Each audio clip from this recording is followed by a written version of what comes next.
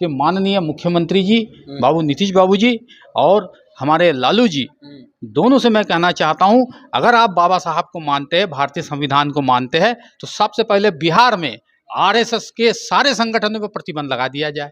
भाजपा खुद कहती है कि हिंदू राष्ट्र बनाएंगे, आखिर उनके पास इतना बहुमत है, वो क्यों नहीं बनाते? क्योंकि वो लोग हिंदू राष्ट्र बनाने के नाम पर हमको झांसा देते हैं कि हिंदू राष्ट्र बनाने की बात बोलकर वो इस देश को मुस्लिम राष्ट्र बना रहे हैं। देख लीजिए मुसलमानों की आबादी और उनके उपद्रव देख लीजिए वो क्या कर रहे हैं। अगर हमें भाजपा से खतरा है तो उसकी बी टीम कांग्रेस से भी खतरा है, इसलिए कांग्रेस से दोस्ती न रखी जाए, दोनों पार्टियों पर भी प्रतिबंध लगाया जाए। हमको हिंदू राष्ट्र की वो कौन सी व्यवस्था हम जिसको स्वीकार करें? 4 वर्णों की व्यवस्था कि जिसमें एक आदमी ऊपर रहता है, दूसरा आदमी नीचे रहता है। अगर ऐसी समतावादी अगर व्यवस्था नहीं है तो हम हिंदू राष्ट्र कैसे स्वीकार कर सकते हैं? नई संसद का उद्घाटन किया है तो उसमें सेंगोल का क्या औचित्य है? सेंगोल कोई हमारे यहाँ की परंपरा तो है नहीं, और फिर आपने उसमें हिंदू धर्म के जो है ब्राह्मणों को लाकर आपने पूजा पाठ कराई है और सर्वधर्म भाव का और सर्वधर्म के मतलब प्रार्थना का एक ड्रामा किया गया।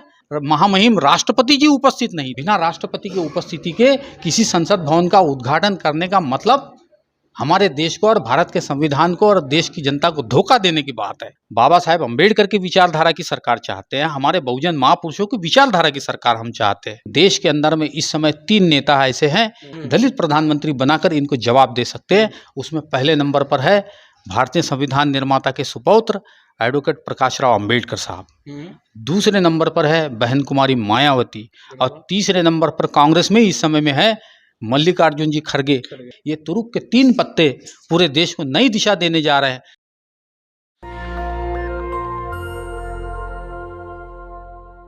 नमस्कार, आप देख रहे हैं नेशनल दस्तक और मैं हूं आपके साथ अमन। 2024 का लोकसभा चुनाव का जो तमाम पार्टियां हैं वो प्रचार प्रसार कर रहा है, लेकिन यहाँ सवाल है कि आखिर कौन वो पार्टी है जो संविधान की बात करेगा, कौन वो पार्टी है जो बाबा अंबेडकर की बात करेगा, कौन वो पार्टी है जो बौद्ध भगवान का बात करेगा।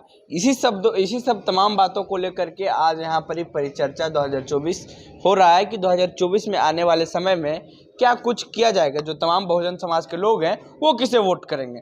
हमारे साथ वंटे जी हैं जो महाराष्ट्र से चलकर पटना आए हैं। तो क्या कुछ आप लोग का रणनीति है, आप लोग एकजुट हो रहे हैं, कैसे क्या करेंगे? देखिए, मैं सबसे पहले तो अपने बिहार के सभी भाइयों को, साथियों को धन्यवाद देता हूँ, और डॉक्टर संजय वाल्मीकि जी जिन्होंने आज की 2024 की परिचर्चा पर जो होटल सवेरा में जो ये इतना अच्छा आयोजन किया है, उनके लिए मैं विशेष रूप से धन्यवाद देना चाहूँगा।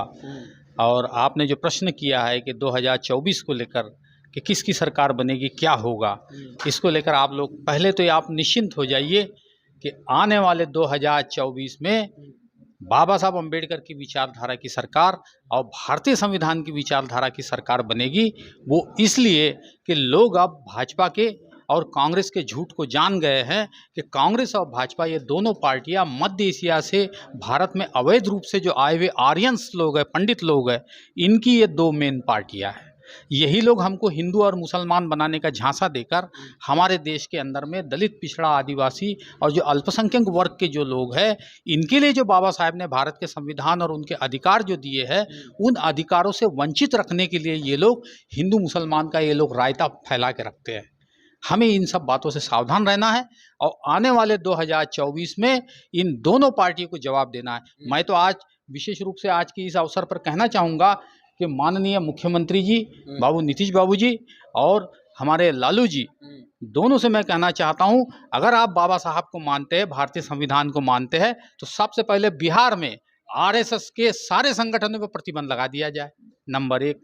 नंबर 2, अगर हमें भाजपा से खतरा है तो उसकी बी टीम कांग्रेस से भी खतरा है, इसलिए कांग्रेस से दोस्ती न रखी जाए, दोनों पार्टियों पर भी प्रतिबंध लगाया जाए। जिस तरह आपने देखा होगा कि सरदार वल्लभ भाई पटेल ने महात्मा गांधी की हत्या में जब आरएसएस का नाम सामने आया तो वो डरे नहीं, उन्होंने अपने गृह मंत्री होने की पूरी शक्ति का सदुपयोग किया और उन्होंने आरएसएस पर प्रतिबंध लगाया था। ये बात को हमें भूलना नहीं चाहिए। आज फिर से अगर मान लो जो लोग पटेल साहब को मानते हैं, उनके मानने वालों ने भी आरएसएस पर इस समय प्रतिबंध लगाना चाहिए, ताकि वर्तमान समय में जितने षड्यंत्र देश में हो रहे हैं इस पर विराम लगाया जा सके। अच्छा, ये बताइए, हिंदू राष्ट्र बनाने की बात हो रही है, तो क्या लगता है कि आप जो तमाम लोग हैं, आप लोग अब हिंदू राष्ट्र, आप लोग भी हिंदू राष्ट्र बनाएंगे? अभी आप बताइए, भाजपा खुद कहती है कि हिंदू राष्ट्र बनाएंगे, आखिर उनके पास इतना बहुमत है, वो क्यों नहीं बनाते? क्योंकि वो लोग हिंदू राष्ट्र बनाने के नाम पर हमको झांसा देते हैं। झांसा इस तरह से देते हैं कि हिंदू राष्ट्र बनाने की बात बोलकर वो इस देश को मुस्लिम राष्ट्र बना रहे हैं। देख लीजिए मुसलमानों की आबादी और उनके उपद्रव देख लीजिए वो क्या कर रहे हैं। अगर वो मान लो हम लोगों से कहते कि अगर ये भारत हिंदू राष्ट्र बनाना है, कहो हम कल तैयार हो जाते हिंदू राष्ट्र बनाने। लेकिन हमको हिंदू राष्ट्र की वो कौन सी व्यवस्था हम जिसको स्वीकार करें?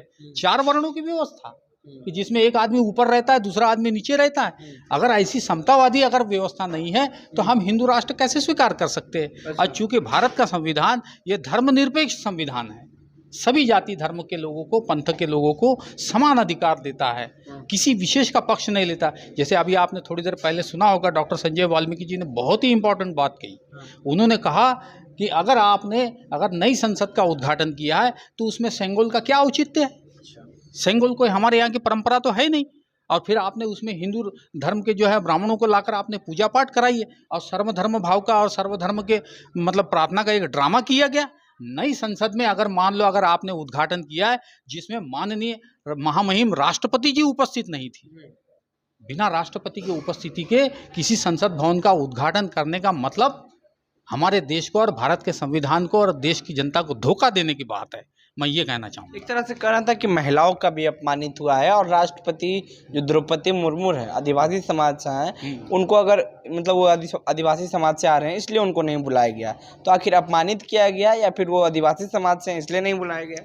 अपमान तो किया ही गया। अगर ये तो बाद में तय होगा कि वो दलित है। सबसे पहले तो ये तय होगा कि वो भारत के राष्ट्रपति है, यहाँ उपस्थित है, जीवित है, उनका सम्मान राष्ट्र के लिए सर्वोपरि है। लेकिन भारत के संविधान की सबसे प्रमुख होने के बावजूद भी उनको नई संसद के उद्घाटन पर क्यों नहीं बुलाया गया? ये सबसे बड़ा सवाल है। आखिर तुम्हारे मन में ऐसी कौन सी बात थी कि हमारे राष्ट्र प्रमुख का तुमने अपमान किया है ऐसे उत्तम अवसर पर? और खुद मोदी जी भी मौन रहे। उन्होंने नहीं कहना चाहिए था कि आपने आदमियों से नहीं कह सकते थे? उनको डांट पिलाते, क्यों भाई तुमको इतना नहीं समझता है? जब तुमने इतना बड़ा कार्यक्रम बनाया तो महामहिम राष्ट्रपति को क्यों नहीं रखा उपस्थिति में? ये बात पर उन्होंने भी मुंह नहीं खोला और चुप रहे। इसका मतलब क्या होता है कि आप हिंदू राष्ट्र बनाना चाहते हैं जबरन, लेकिन आपका सपना ये कभी पूरा नहीं होगा, क्योंकि ये भारत धर्मनिरपेक्ष राष्ट्र है, भारत के संविधान का राष्ट्र है, बाबा साहेब के बच्चों का राष्ट्र है, सभी महापुरुषों के वंशजों का राष्ट्र है और स्वतंत्र भारत है। इसलिए हिंदू राष्ट्र का सपना कभी पूरा नहीं होगा, और बाबा साहेब का बताया हुआ बुद्धमय भारत का सपना जरूर पूरा होगा। अच्छा ये बताइए, आप लोग किसे चाहते हैं, किसकी सरकार चाहते हैं 2024 में?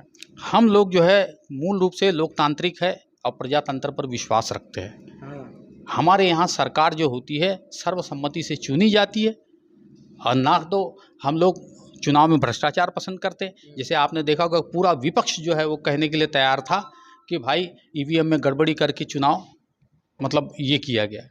आपको उदाहरण देता हूँ मैं कि जहाँ से ये ईवीएम मशीन आई जापान से, जापान के लोगों को जब ये बात पता चला कि हमारे मशीन में मिस्टेक है, तो उन्होंने ईमानदारी से उस बात को स्वीकार किया और अपने यहाँ आज वो बैलेट पेपर से चुनाव कर रहे हैं। अच्छा ठीक है, वो तो ईवीएम की बात है, लेकिन आप लोग चाहते किसे हैं? यूपीए की सरकार चाहते हैं या फिर भाजपा की सरकार? हम भारत के संविधान की सरकार चाहते हैं, बाबा साहेब अम्बेडकर की विचारधारा की सरकार चाहते हैं, हमारे बहुजन महापुरुषों की विचारधारा की सरकार हम चाहते हैं। तो कौन है वो सरकार? आखिर आप लोग क्लियर करिएगा ना तमाम जो 85% बहुजन है। अभी जैसा देश में अगर माहौल है, अगर आपने पूछ लिया तो मैं आपको और थोड़ा सा बता दूं। इस समय में कोई भी हमारे पास में पिछड़ा वर्ग का ऐसा कोई नेता नहीं है कि जो इनकी हिंदू राष्ट्र बनाने की संकल्पना से फाइट कर सके।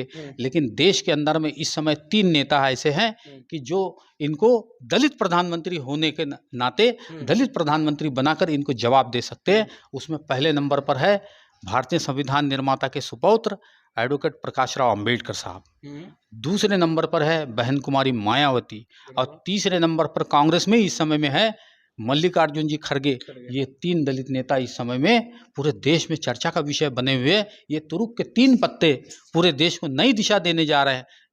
इस बार जो माहौल बना है, मैं विशेष रूप से धन्यवाद देता हूँ डॉक्टर संजय वाल्मीकि जी को कि जिनके मित्र, उनका नाम आपने शायद सुना होगा कि जिन्होंने फिल्म उड़ान बनाई, रॉक्सन साहब ने आपसे मेरी टेलीफोन पर बात भी कराई साहब ने, कि उन्होंने कहा कि मैंने जो फिल्म बनाई है उसमें ये मुद्दा साबित किया है कि देश में जो माहौल है आज वो है दलित प्रधानमंत्री बनाने का, क्योंकि इस देश के सत्ताधारी लोगों को उनके नशे की नींद को तोड़ना है हमको। क्यों? क्योंकि उन्होंने आज तक किसी भी पिछड़ा वर्ग के लोगों को या अन्य वर्ग के लोगों को तो बनने दिया, लेकिन किसी दलित को प्रधानमंत्री नहीं बनने दिया।